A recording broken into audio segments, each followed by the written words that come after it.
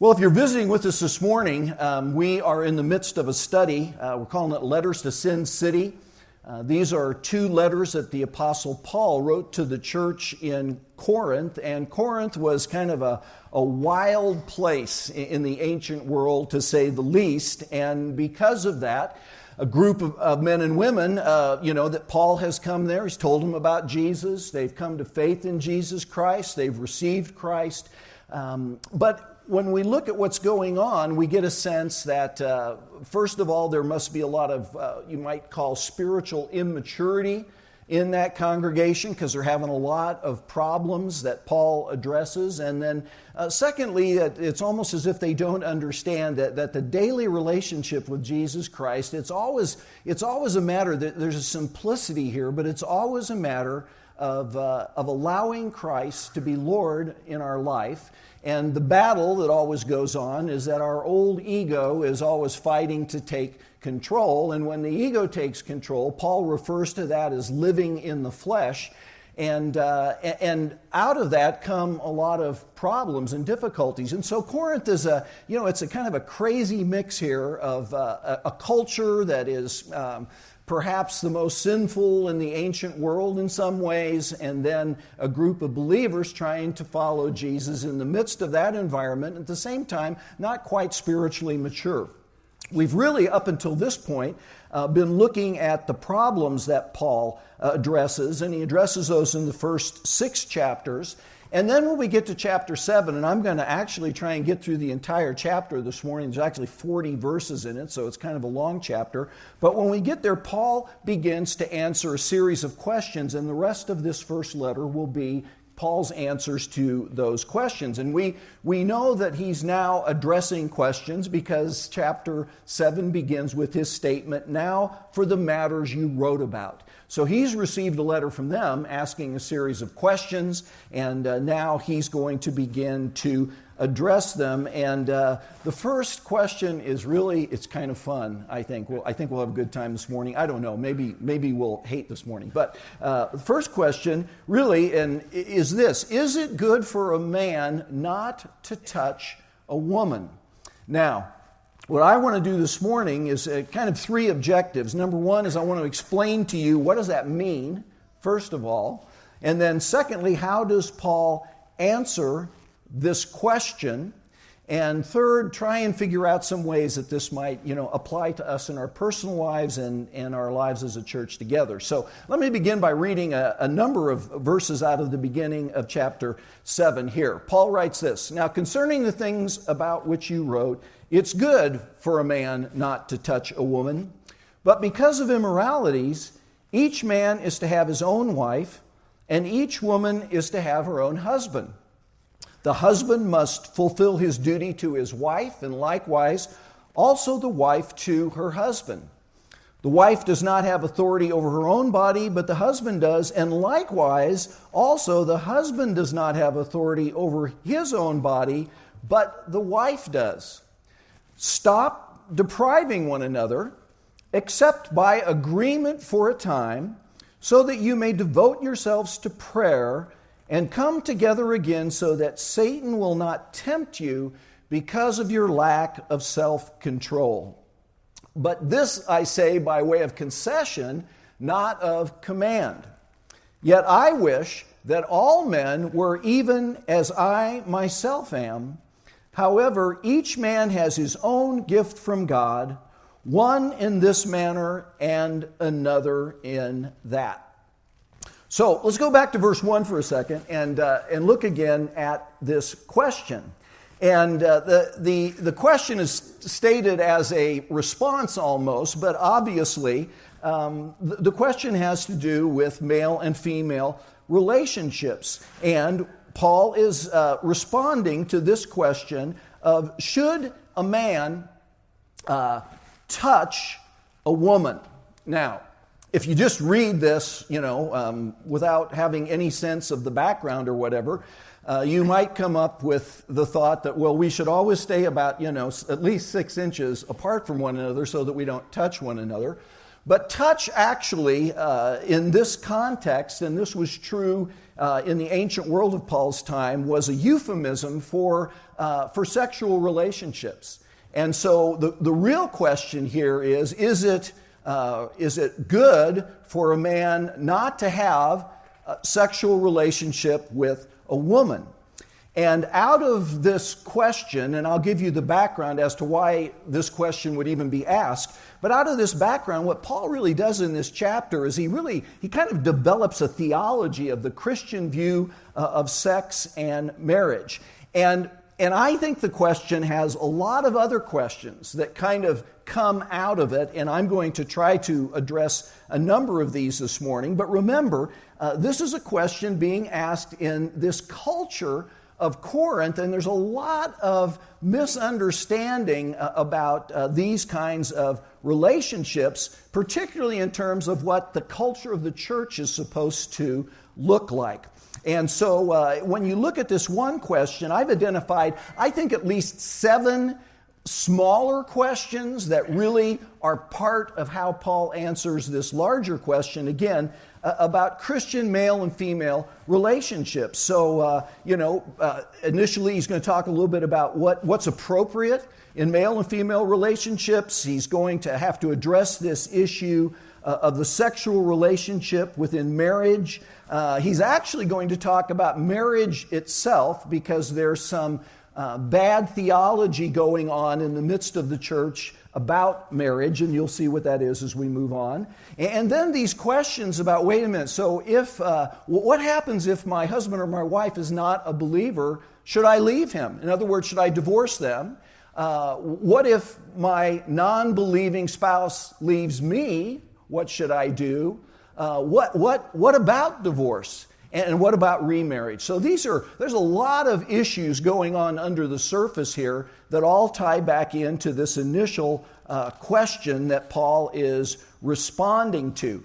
Now remember also, if you remember what the last time that I taught on chapter 6, you might remember that the issue there was promiscuity and immorality, and the fact that, again, part of the culture of Corinth was that, that most men engaged in relationships with, quote, sacred prostitutes. And so Paul there has just finished, calling the church to the cessation of immorality and telling the guys, you got to quit engaging here with sacred prostitutes. And there's sort of a logic to that if you think about it, where you could almost be asking the question, well, how does all that then pan out in the context of marriage? And so Paul begins to address all of this. And the first thing he addresses in his answers to these questions, almost the first 2 little questions there, he's going to address, well, what is the proper relationship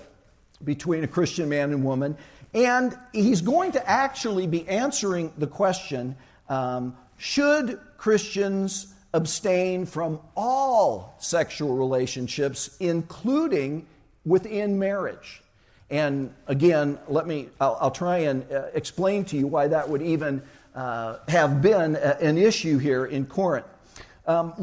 It's fascinating that, again, we talked a little bit, and I've talked about it a couple of times, about the philosophy of dualism.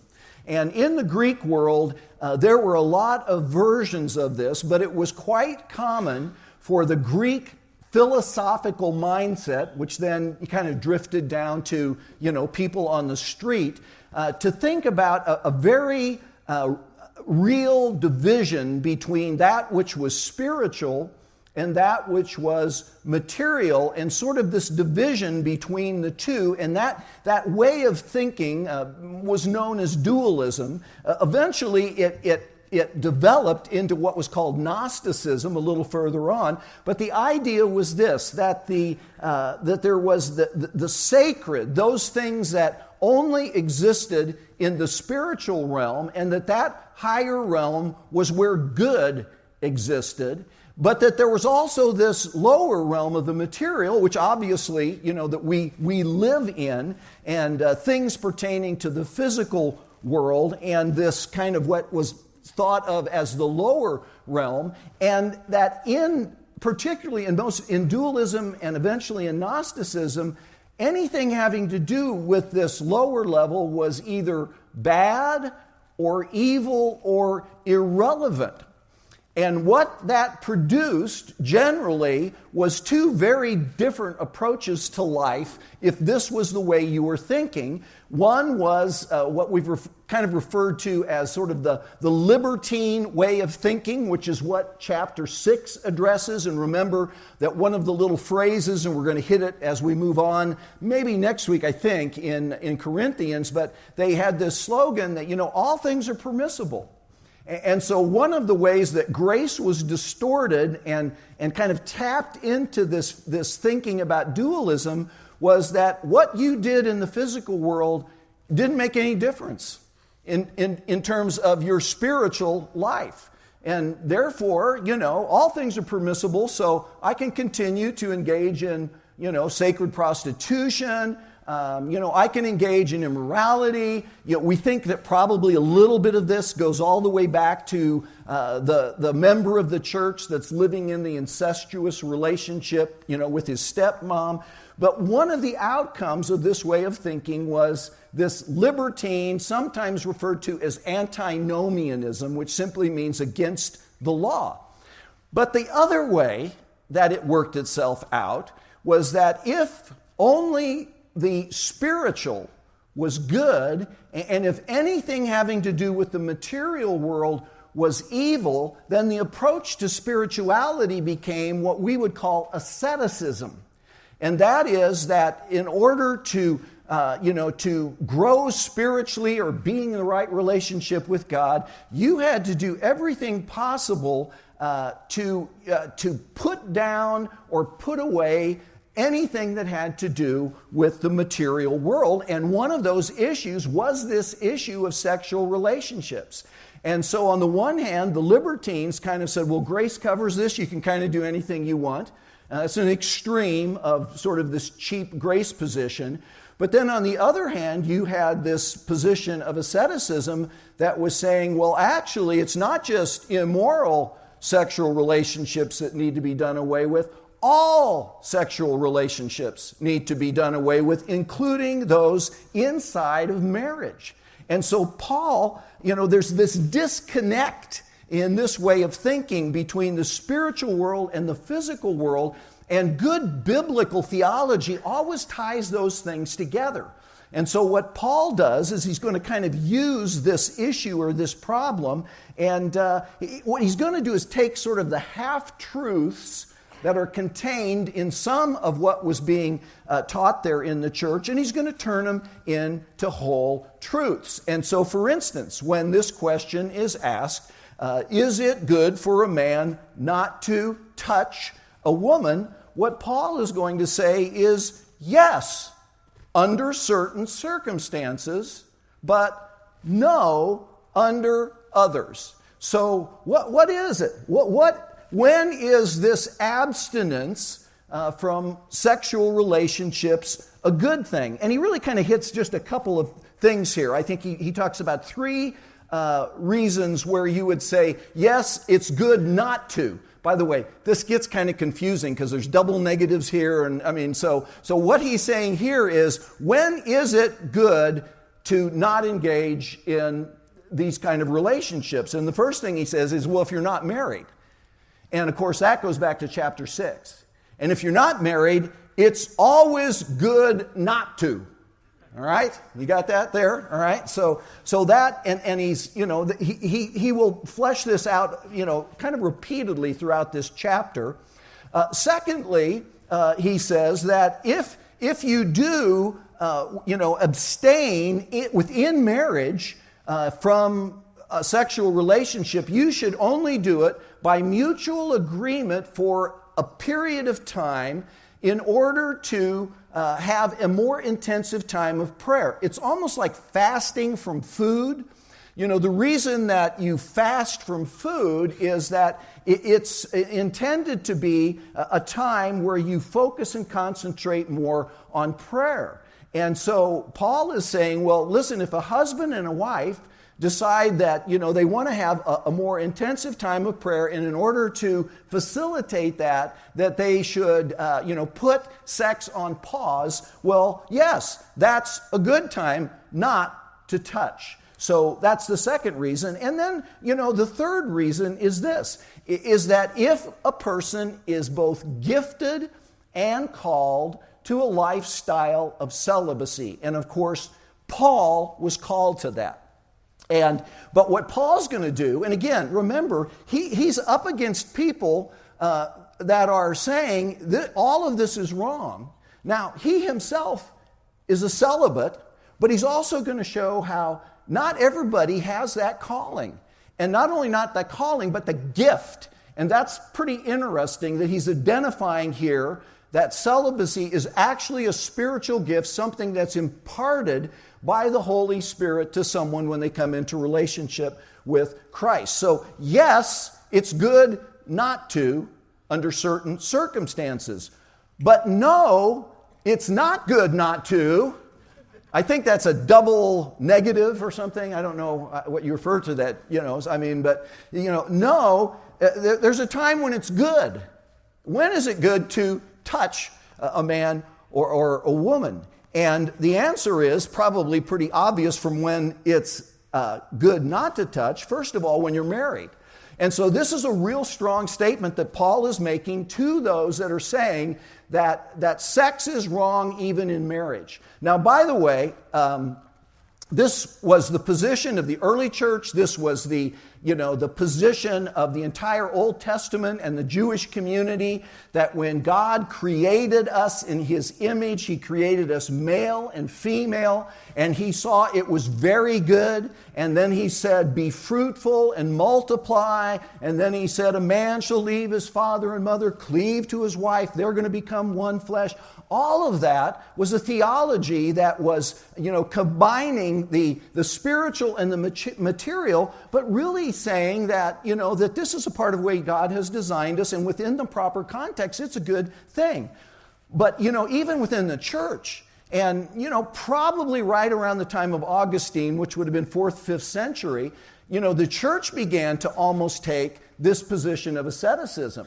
And it really began to, teach things like you should abstain, even in marriage, other than for procreation. That if you actually enjoy sexual relationships in marriage, it's sin. And all of that women were, frankly, again, within the church at this point in time, women were sort of evil in and of themselves, and you really needed to stay away from them.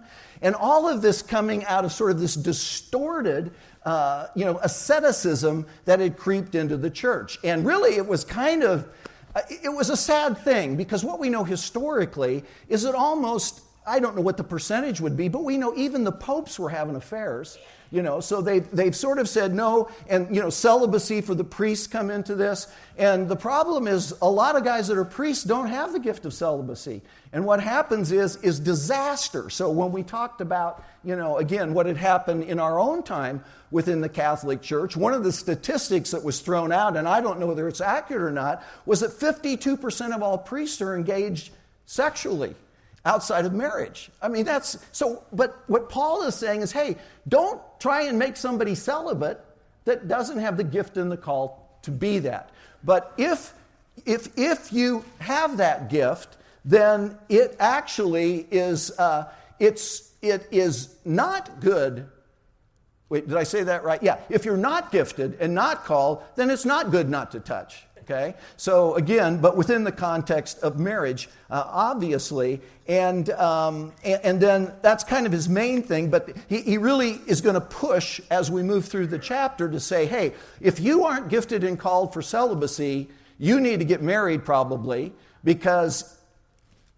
And the language that's used here is, it's better to marry than to burn. Okay? You probably have heard that statement used before. It doesn't mean that if you violate this, you're going to burn in terms of going to hell. But what he's talking about there is that if you are wired in such a way that, that you are just have tremendous passion, and desire for the opposite sex, then you better get married.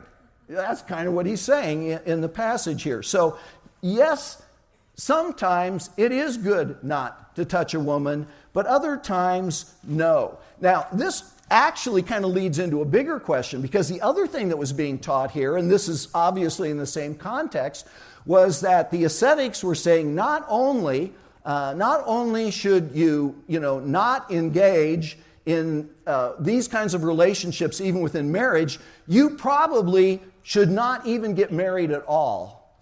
And from what you're going to see in the text, you get a sense that maybe people that are buying into this, some of them are actually divorcing their husbands or their wives to be more ascetic and therefore more spiritual.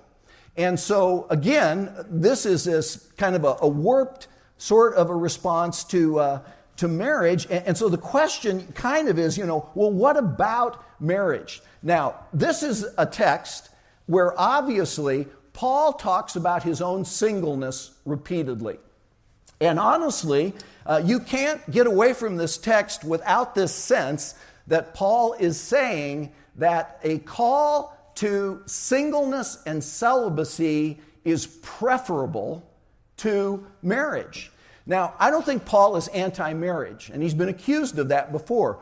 I don't want to get ahead of myself because I've got some thoughts on what that's all about. But he's going to say on repeated occasions, look at this, but I say to the unmarried and to widows, it's good for them if they remain even as I am.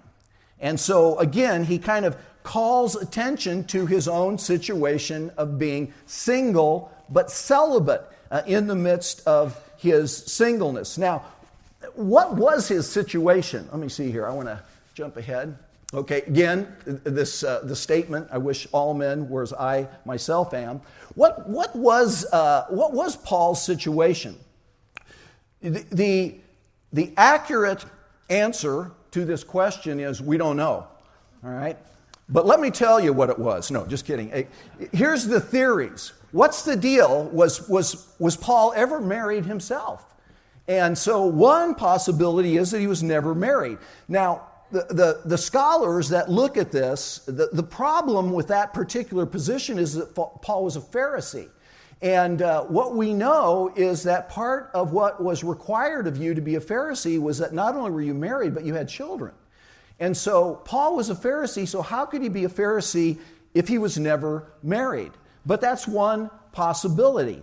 Second possibility is that he had been married, but that his wife died, or his wife and children, which is a little bit, I don't know, probably stretching it a little bit, but maybe his wife died before they had children, but that he's not married now, but that he had been married. That's a possibility. The third possibility, and this happened frequently, particularly within the Jewish world, which Paul was a part of, was that he had been married, but his wife abandoned him when he became a believer. Now that happened a lot, and he actually is going to address that a little bit as we move on here. So what we don't really know how he got to this state that he was in, but what we do know is that he's single now, and again, that he is celibate within his singleness. Now, he's going to answer this question, what about marriage? And what he's going to do is almost like he just did with the issue of sexual relationships, is he's not going to give a yes or no answer. Should I get married or should I not get married? What he's going to do is he's going to say there are certain reasons why you should get married, and there are some reasons not to get married and to stay single. So what are the reasons to get married? You could almost guess what they are because they tie into what we've looked at. But he really kind of gives three reasons here that you should get married. One is to avoid immorality. And so he opens up, the text that we read a little early, he opens right up by saying, but because of immoralities, each man should have his wife and each wife should have her husband. And so marriage, if you are in a situation where you're going to be prone toward immorality, yes, you should get married. Second reason for getting married ties back in again, and that simply is if you aren't gifted and called to singleness and celibacy, you should get married. That is the preferable relationship. And the third one, which is going to come a little bit later down, and one of the things that has really tripped people up or confused them about this passage is there's going to be all these references to virgins at the end of the chapter, and, should you marry your virgin? Should you allow your virgin to get married? All of this. Well, in this context, it's talking about engagement, and that if you are currently engaged, then your fiancée, she's who's being referred to here by the term virgin. She's an unmarried woman, and she's been chaste. And so if you're engaged and you really think the right thing to do is to move forward and get married, then that's a good reason to get married.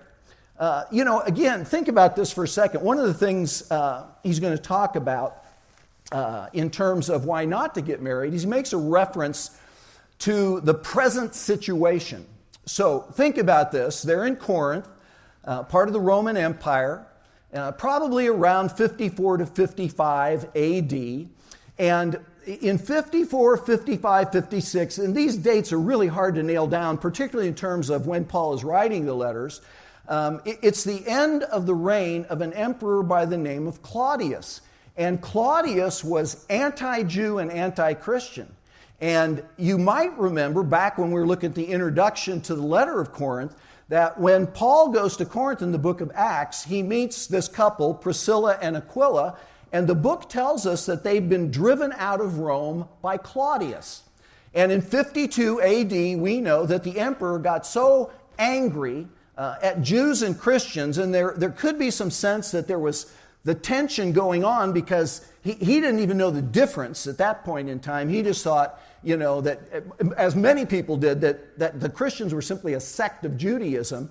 But whatever was going on there, he expelled them all from Rome.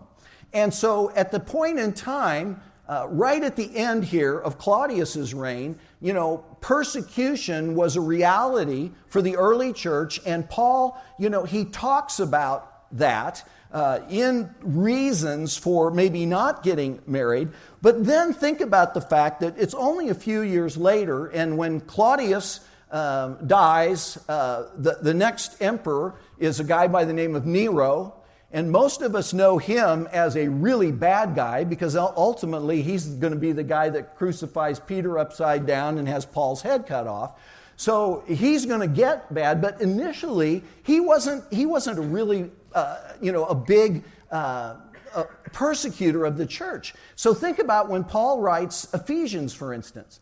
His view of marriage in Ephesians is, it's like husbands, love your wives like Christ loved the church. And then he uses the marriage relationship as a metaphor of what the body of Christ in relationship to Jesus is supposed to be. So his view of marriage a little bit later on has really changed, and you got to believe it's because some of the circumstances have changed. And also I get this sense that, again, much of what he writes to these guys has to do with what's going on with these guys and the mindset of the church there that is questioning his authority and has a lot of kind of bad teaching going on. So understand that Paul's not anti-marriage again, that there are reasons to get married and reasons not to get married. So we've looked a little bit at the reasons to get married. So what are the reasons not to get married or to stay single?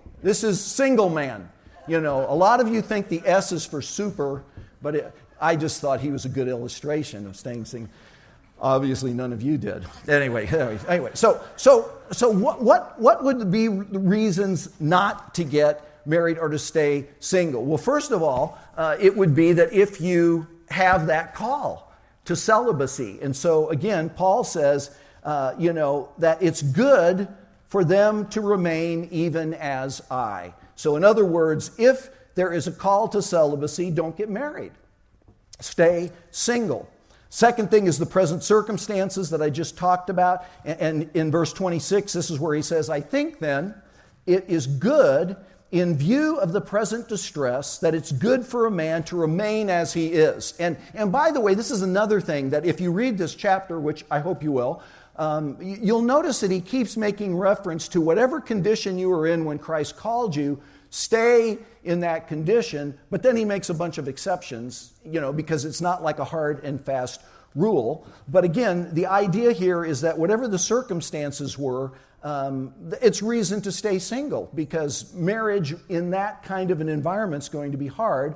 And then there's this practical reason that he points out here, which is basically that the single person has a degree of freedom and mobility to engage in ministry that the married person doesn't have.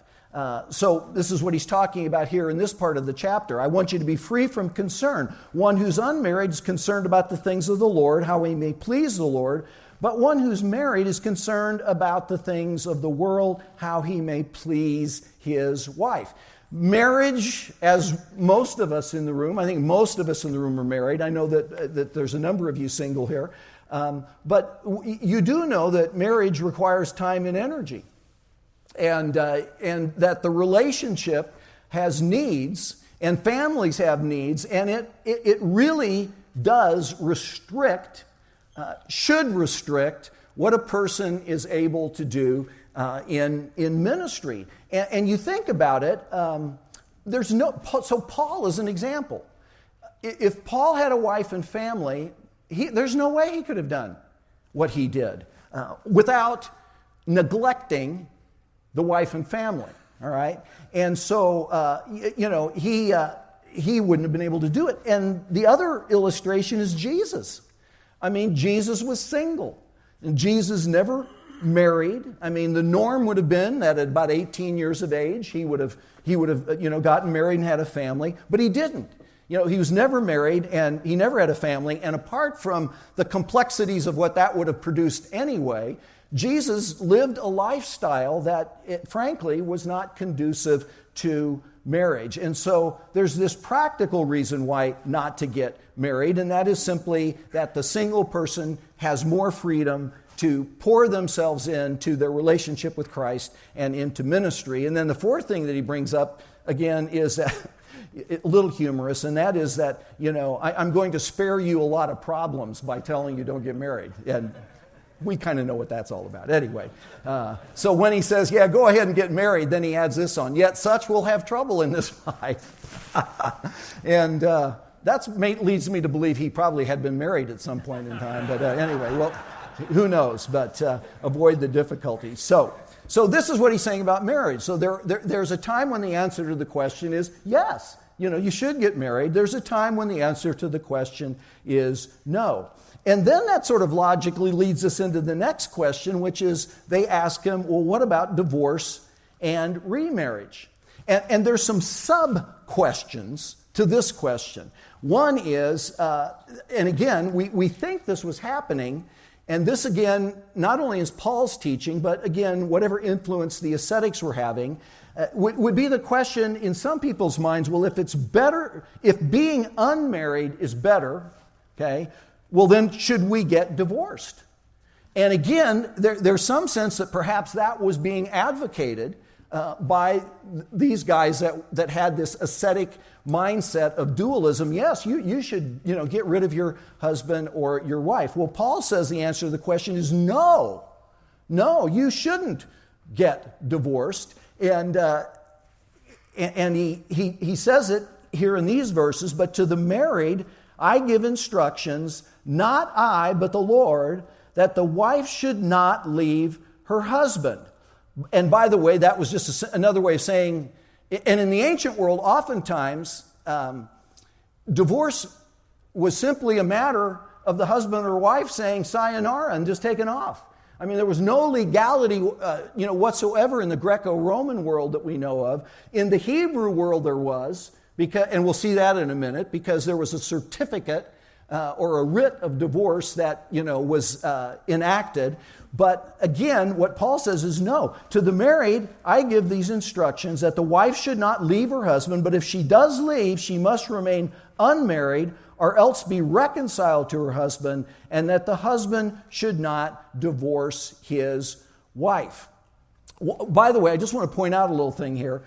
He's going to use a couple of expressions that I'm not sure he uses anywhere else in his letters, but he's going to separate and distinguish between that which is the Word of God, that God has instructed, and then his own opinions. And he's going to make that real clear because he wants people to know if God said it, we really need to take it seriously. If I say it, and of course he goes on to say, I think I'm all right in saying this. But so, on the one hand, like here, I give these instructions, not I, but the Lord, and that's the no divorce. And then a little bit later on, he's going to say, I say this, not the Lord. And so again, he's going to be expressing his own viewpoint, but not necessarily something that God is saying into the situation. And then kind of toward the end, again, he's going to say, I have no command from the Lord, but I give you an opinion. I think that's just interesting. I don't know anywhere else in his letters where he sort of separates what he believes is inspired by the Spirit and coming from the Lord and that which is just kind of some of his own thinking. Well, in terms of what the Lord says into this issue of divorce or remarriage, the Scriptures, here's what the Scriptures, I think, teach about it. First of all, I really believe that the Bible teaches that in terms of marriage, that God's perfect will, I'm going to use two little words here that are important. God's perfect will is that two become one man, one woman for life. And that's the sense of Genesis chapter 2, where we're told, again, a man shall leave his father and mother, cleave unto his wife, and the two shall become one flesh. And so it's interesting that then what happens as they move along in their history, that there comes a point in time where God he opens the door to the possibility of divorce. And some would refer to that as his permissive will. And that is really based in the language of Matthew 19. I'll come back to a little bit of this when Jesus is questioned on it. He takes people back to these biblical accounts. But the permission to divorce, and by the way, gals, you didn't have this permission. Only the guys had it. Very, what do you call it? Not chauvinistic. I was thinking more like, I don't know. But it's, what is it when the men, so patriarchal kind of a mindset, which was chauvinistic, by the way. So anyway, but when we get over into Deuteronomy, so remember now, we're getting ready to enter into the promised land. We read this in Deuteronomy. When a man takes a wife and marries her, and it happens that she finds no favor in his eyes because he has found some indecency in her, and he writes her a certificate of divorce and puts it in her hand and sends her out from his house. Now, by the time of Jesus, I'm getting a little ahead of myself here, but remember by the time of Jesus, the Pharisees are going to ask him, why did Moses command us to give a bill of divorcement? Well, Moses doesn't command them here, and Jesus comes back and basically says he didn't command, he permitted, and the reason he permitted was because of the hardness of your heart. But this got real weird, the whole marriage and divorce thing within the Hebrew culture. And the reason is that this little outlined in red section, it has this word indecency in it, and the issue of what was valid grounds for divorce revolved around what constitutes an indecency. Now, to make it even more problematic, the word that appears here is only used 2 times in all of the Old Testament. And the first is here, or the second is here, and the only other time that it is used was for someone that didn't cover up their doo-doo in the camp. All right? If you didn't dig your little hole and cover it up, it was called an indecency. And this is the Bible. This isn't me. I'm not being crude here. Anyway, just saying. So how do you apply that? How do you apply that to, well, wait a minute, what's an indecency? And by the time of the end of the Old Testament, it was already being abused in terms of how this was being defined. So the very last book of the Old Testament, 450 years before Christ, the prophet, God speaks through the prophet Malachi, and he really confronts the people about two things. Number one, they aren't giving their tithe, and so God says, you're robbing me. And then the second big issue of Malachi is you're putting away, the wife of your youth. In other words, you're divorcing your wives, and you don't have valid reason to do that. Now, by the time of Jesus, there are two primary schools of thought on this, and it has a lot to do with how Jesus responds to the question. There was a school of thought called the Shammai school, and I'm going to use my little picture on the right to illustrate Shammai because they were the real sort of ultra-conservative, orthodox branch of Judaism at the time of Christ, and they believed that indecency only meant adultery. And so if you were, in conversation with one of these guys, their mindset would be there's only a single ground for divorce. But the other guys, the Hillel school of thought, they were kind of the liberals of their time, and they took this word and they gave it all kinds of meanings and rationale for why can a man put away his wife. So here's some of them. Impropriety, flirting, being mean to your husband's parents, yelling at your husband loud enough that the neighbors hear, indecent exposure, wearing your hair suggestively, embarrassing your husband, burning the biscuits, spoiling dinner, and just kind of generically, if you no longer please your husband. Those all constituted indecency within this school of thought. So in Matthew chapter 19, one of these guys comes and asks Jesus a question. And the question is it right to divorce a woman? And the exact phrase that's used is for any and every reason. And they're kind of asking, who's right here? Are the guys that say, hey, burns the toast, good reason to get rid of her. Anyway, and of course, Jesus kind of sides in Matthew chapter 19. He definitely sides on the conservative side of things. And he says, no, there's only one valid reason, and that's adultery. Now, I'm already out of time. This is a whole session, so just hang with me here for a second. I'm not going to go into depth on that. But remember, when he says that, what do the disciples say to him? The disciples say, if the relationship of the man and his wife is like this, it's better not to marry.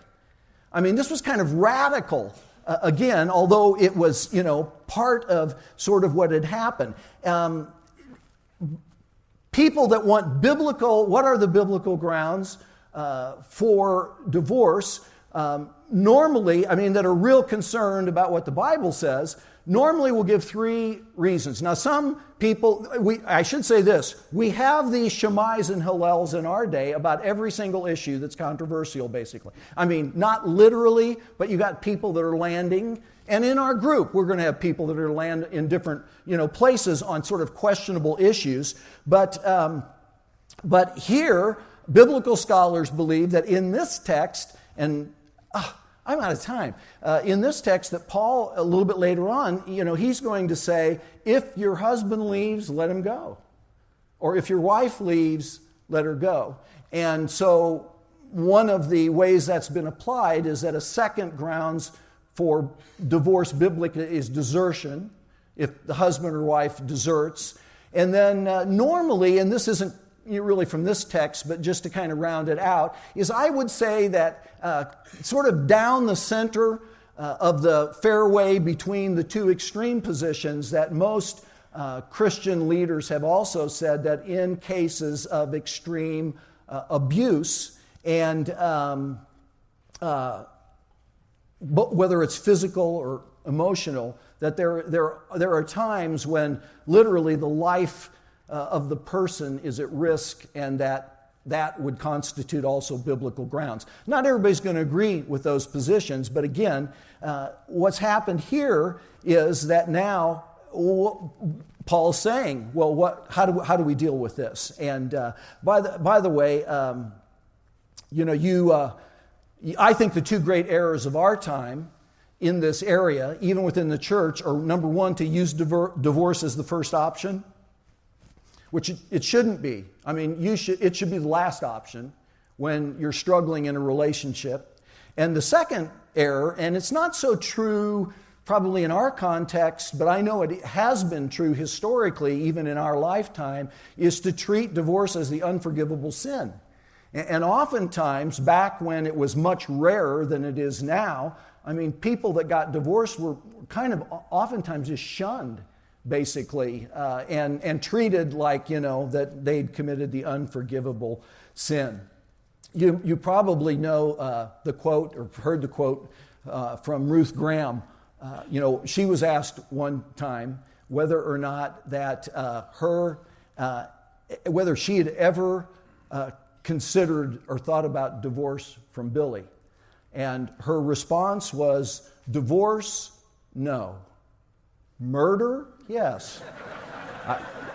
It's funny, but it's also not something you should probably say, because the reality is that oftentimes that is what happens. So, there are other options. I think that's what Allison taught me the first time I talked about this verse. Is it, divorce or murder? And I think Allison said, there's other options. There's always other options here. So anyway, let me just close with this. There are 5 real quick questions, and I'm not even going to go into them because I'm already over time. But there's 5 other really quick questions that are asked here. But I think if I were to get to kind of the bottom line of everything that Paul talks about here, I think that maybe the most important.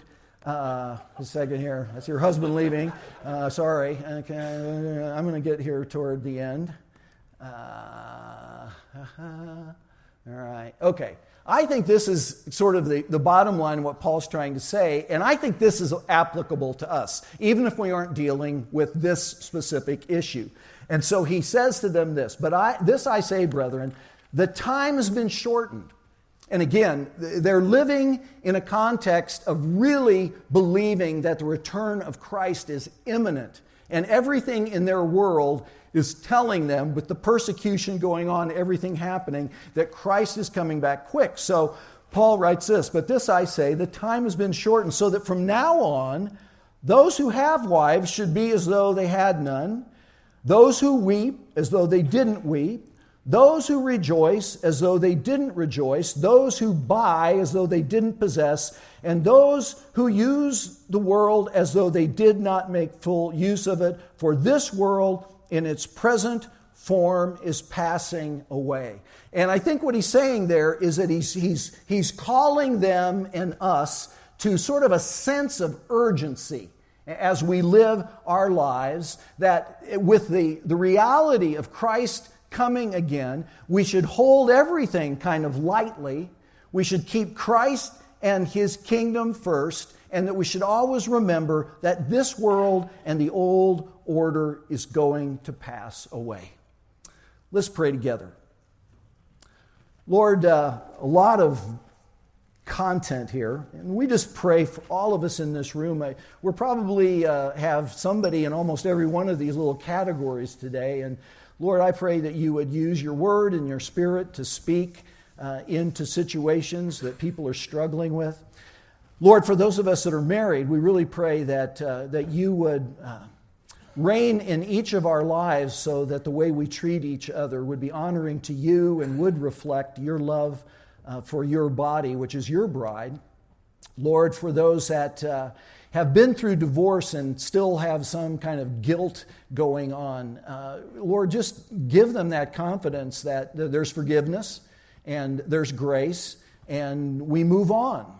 And Lord, I just pray you minister to those folks. For those who are trying to make maybe the decision, do I get married, do I not get married, what am I being called to?